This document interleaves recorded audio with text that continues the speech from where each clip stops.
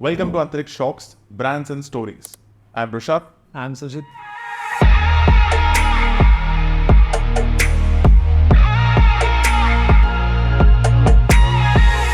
This video is very important if you're about to start a business or you have just started one.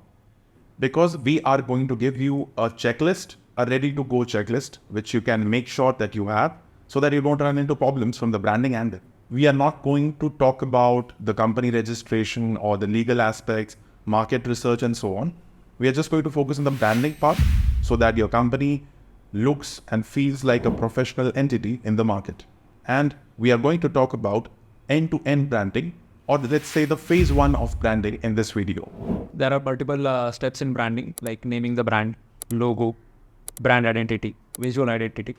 And we'll start with naming the brand, the most important and crucial step of branding. Let's start with brand names. Like there are personal brands. People name brand names after their surnames or first names. Like you must all be knowing about Ogilvy, the marketing giant. The other one is Adani, Tata, and Aston Martin, Birla, yes, Bugatti. And of course, these names feel like just, brand names in the beginning. But when in the long run, they become legendary brands. And then it feels like, it's a brand name. But, it's all started with naming the brand after a person. So, I think that's a very logical approach for many companies. Another very common way of naming a brand is the portmanteau naming method. So, in which two words are combined. And even with our clientele, we have observed the same pattern because I think that's the most preferred method of naming a brand. You combine two words to form a totally different meaning. For example, Netflix, right? It's internet plus flicks, which is movies. So Netflix. Same goes for Instagram. It's instant telegram, right? So there are multiple names which have this way of joining two words. Adidas is also kind of personal brand name, but it was like a combination of two parts of the names. So Adidas, then it's PayPal, LinkedIn, right? So multiple names which follow this pattern. And in recent times, we also did the same pattern of naming for our clients as well. And it has always worked wonders and hooks the viewers and audience as well. I think there is creativity in when you combine two words. People feel that they have involved creative logic while naming the brand, and it feels intelligent. Wordplay. Another famous type is acronym. IBM, International Business Machines, NASA. AMOL is also an acronym. Right. I guess many must not know about it. Yeah, many people don't know about it, yes. And many such interesting, acronym-based brands out there as well. Thoughts put into it. I think Wipro is also a type of it, yes. And on similar lines, then when you talk about word-based brand names, like Antriksh is also word-based, right? So we wanted to think about a universal ABI. So we went with the Hindi or Sanskrit word Antriksh. That's how we have it, Antriksh Global. And similar names, I would say, like Toyota has a Japanese word origin. From Toyota, it's like Toyota. And also Canon, it's a Japanese word called Quanon. So then they used it as Canon to give it a Western and universal logic and application. And many such names which have meanings from different languages or maybe in English itself. It's interesting to explore that type as well because that I would say requires a lot more research and homework to understand a vast library of words and to pick one that fits your vision and mission. I think that's thoughtful. I think that certainly takes a lot more time to bring up a meaning-based word. I guess Lakme is one of the famous. Right, yeah, we were reading about Lakme, India's first homegrown makeup brand. So they were inspired by this French play wherein this Lakshmi Naga character was named as Lakme in French. So they thought, it has a bit of, a nice sound to it. And then they chose Lakme. The brand started by Tata. Yeah, many people don't know about it. True. Beokoof also falls in this category. It has a meaningful name. It attracts adults. They wanted to name the brand after a silly word. Yeah, that resonates with their target audience. Young audience. Yeah, it's like silly, young at heart kind of a vibe. Yes, and I think interesting type is demographic-based brand name as well. So I was reading about Cisco, CISCO, one of brand Cisco, and what they did is they just took out from the city name San Francisco. They just took out San and Fran. and then they just use Cisco. Right. That's how they, brought up that name. Sometimes you just have to be lazy enough to find a unique name which has not been used before, and there you have it, Cisco. Abstract, I would say, is not a very famous category, but also there are many brand names who go with totally abstract words. Like they will use anything random, a made-up word, not a combination of words, a totally different name, or which incites a different emotion based on the sound of it. So abstract is also a way to go, which we tried with a few of our clients, but doesn't stick well because it's all about familiarity as well, right? If you haven't heard that name before, it's not a word at all, then it becomes difficult to stick with it and brand it as a company name. So when you choose an abstract name, it requires heavy branding, heavy marketing to let people know that this is the brand and this is its brand meaning. Yes. Yes, because normally people don't go with abstract. They prefer other categories we discussed like acronym or meaningful names. Right. Because they are useful for search engines. True. Because people search with these names and they find those brands top of the search engine. And the brand name should be meaningful. There should be pronunciation friendly, easy to remember, Right. easy to recognize. So I guess that is why abstract is not much used. True. Like if you're familiar with the word, it makes it easy to go and just type the word out and explore options. So yes, that surely counts. And also there are thousands of companies being registered on a daily basis in India itself, right? So I think naming a brand and getting to use that brand name are two totally different things. You have to make sure that that name is actually available, because sometimes you can think of random words and they are registered by those names. So there's this helpful website, guys. You can go and check on a government website on mca.com. The link is in the description. So if you go there and check the company name, you get to see if there are other companies existing by that similar name or even similar sounding names. So that's really helpful to decide whether you're on the right track and helps you, avoid any registration related hassles later on while you're registering the company. So do check that link out while you are naming a new brand, or even a sub-brand for your own company.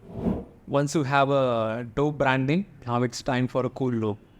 There are of course multiple types of logos, starting from using just an icon, an abstract icon, or a combination of an icon and the brand name, like Microsoft and so on. And we have a very interesting blog on the topic of logo types. There are more than 5 to 6 types of logos. Initially it feels like, okay, what are the types of logos? But then when you go or think about it, then you realize, oh, there are so many types of designing that you can think of when creating a logo, a unique logo. The link is in the description. Go and read it out, and I'm sure it will solve a lot of doubts regarding logo design. Also, while designing the logo, you need to take into consideration the color cycles. It has a greater impact on people's perception. Right. Because there is a lot of astrology and numerology involved when you create logo. True. It might be through colors or shapes, different patterns. There's a lot of stuff involved when you create a logo. True. A lot of thinking behind it, the beliefs of the client as well. The luck factor. Yeah, multiple things that can impact how a logo comes out. Everyone wants it to be a perfect logo because a logo is what represents you in your market. Right. That is a very important thing.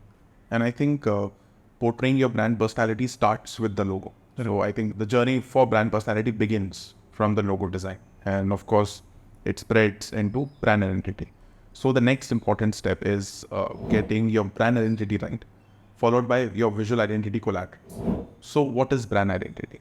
Brand identity is a set of guidelines or sort of a rule book about how your brand will sound like, what's your brand messaging, what's the tone of your brand, what's the voice and personality of your brand. And it starts with defining the way you will communicate with different stakeholders, or how will you communicate at different touch points. The journey of brand identity starts with logo design. Yes. Another important step is when you choose the color palette, primary colors, secondary colors. The colors you want your brand to, let people identify with you with that colors. All right. Then other thing is you choose typography based on the messaging of your brand, the style you want to create. The colors, of course, play a huge role, because when you say Cadbury, you imagine all those blue and purple hues. When you say Facebook, you have the typical Facebook blue. So it's not just any blue, it's that Facebook blue. When you say Netflix, Netflix has a different tone of red, a different set of typography. So when you say Netflix, you can instantly imagine their UI UX on the Netflix website, the kind of fonts they use, the red and black combo that they have used throughout their website. So I think it speaks a lot about your brand through those colors and the fonts that you use. It is all about bringing the consistency of your messaging in the market. Along with typography, they have typical illustrations used, icons used, vectors used, different shapes. You'll see the same pattern used in different form on the website, maybe on the branding material, maybe on their social media. But you'll see that consistency. Right. That speaks about your brand. Yes. And there's a lot of hard work going on in the background to bring that consistency up. Because, for example, if a particular brand is using animated characters or 2D characters, that should have an outline, consistent look and feel. For example, if a brand has decided that they'll be using characters with no outline, or only using a pastel set of colors, or using a certain style of characters instead of realistic. So there are endless possibilities about how you go about creating your brand messaging, your brand collaterals, marketing material as well. So I think that plays a huge role. And many small businesses or companies who are just starting off, they feel maybe that's not such an important aspect, but that's not true, because the journey of truthfully representing your brand starts even before you start your business. So having that brand identity sorted out is a very important thing. I was watching this video on YouTube in which Seth Godin is giving an example about the difference between branding and marketing. So branding plays such a key role in terms of how people perceive you as a vibe, let's say, right? Because he gave an example. It was a very beautiful example. He said, imagine Nike opening a hotel. We were listening to this video, yes. So he said, if Nike opens a hotel, you'll instantly be able to imagine how would it look like, how would it feel like, what would be its customer experience. So even customer experience is also part of defining a brand values. That starts with defining a brand identity. One of a few other brands who have used colors to their maximum branding effect is, I guess, McDonald's and Chennai Super Kings. I mean, the yellow is just assigned to Chennai Super Kings. If people see yellow on the back covers, phone covers, anywhere, even umbrellas, they just assign it to Chennai Super Kings. That is the kind of effect Chennai Super Kings have created using yellow color. Right. The good example would be the delivery boy t-shirts.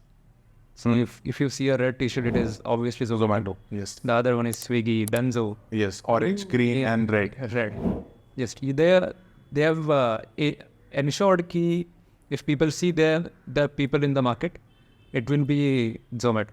The red t-shirt will be Zomato. Right. So that is kind of the brand identity they have established. True. That's what businesses need to decide even before they get into the market. This is what we will be representing ourselves as, and let's stick to that. I think that's the very basic thing that brands overlook when they're starting off into the market, and many times it leads to revamps and rebranding. Yes.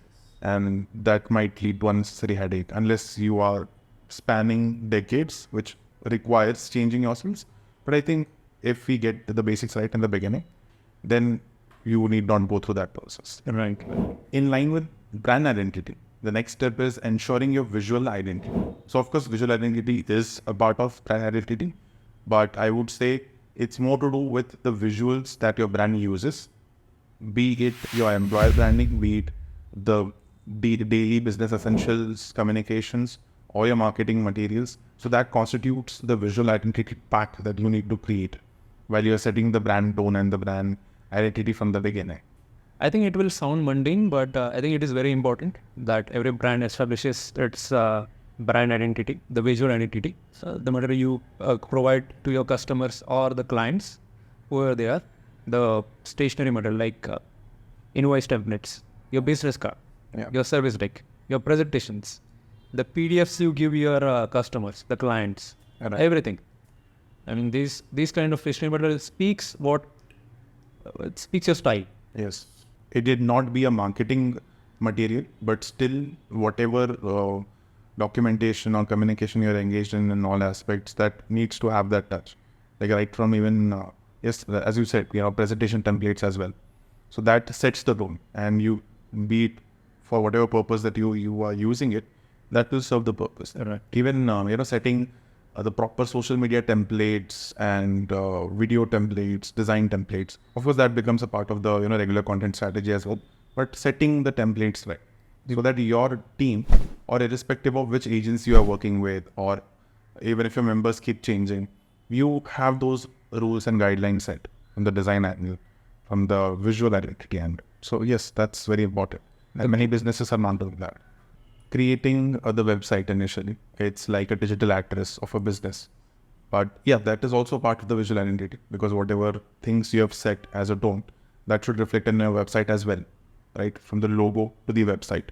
So everything should reflect the brand tone. And a website is something that people take lightly.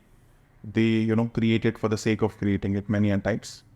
Jabki you just need, a bit of effort and a bit of investment to create a nice looking website. Even if it's an informative website, you should invest in that, because that's how people are going to judge your business. Whenever I want to search a company, I'll just first visit their website. I'll see what type of messaging they are putting out there, what type of company they are, what is their mission, what are their values, how is their career page looking, and what kind of things they do for their employees. All these points matter, because it is very important. People should know about your company, and not just it is on the web page just for the sake of putting out information. Cool. It should have that visual identification of your brand. Yes. Because if you put a logo on your web page, it means you have to put effort for the other design also, other web page designs also. Right. You cannot just put up information. Right. People will want to see that theme consistently throughout all your channels. And the website is the most visited digital lateral. And I think, of course, it's a topic for some other day, because if we get into the details of the website, it's a whole different topic altogether, ranging from, how the design looks like, what's the user experience journey from the start of the website till the end, and how that affects a particular website session, each visit.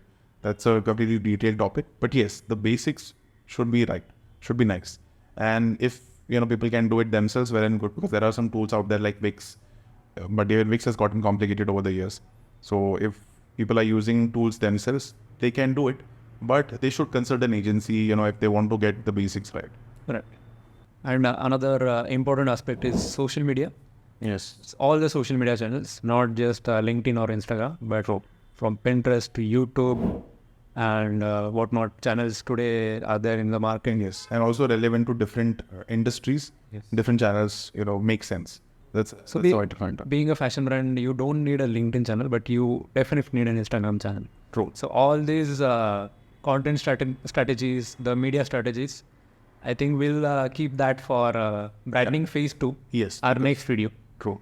But if you are watching this video, or if you have watched this video, make sure that you have ticked off all the things on this list. And whichever agency you're working with, or if you are working on the branding of your company yourselves, please take care that you have finished off all these topics in a nice and decent manner. And if you want a free brand consultation about how you can go about creating a brand for your company, then do visit our website, and you have the link in our description where you can book a session for free, and we'll guide you about what should be the roadmap for your brand. So if you are a new company, we kind of have some basic questions prepared, which gives us idea about what your company does, what type of messaging your company needs. So you just have to answer a few questions, and you'll get your analysis done. And we are very happy to help you with that. Yes, and we have done similar work for companies across different domains, and it's a completely different thing, as the industry changes or as the domain changes. So we have had different experiences, according to the industry. And if you want the complete branding package as well, you can work with us, or you can work with any other agency as well. But I think what we care about is that you get the basics right, irrespective of whether you're working with us, working on it yourselves, or with some other agency. But get the basics right, and do spread the message across by sharing this video. We'll meet you in the next one when we talk about the next phase of branding. Happy branding.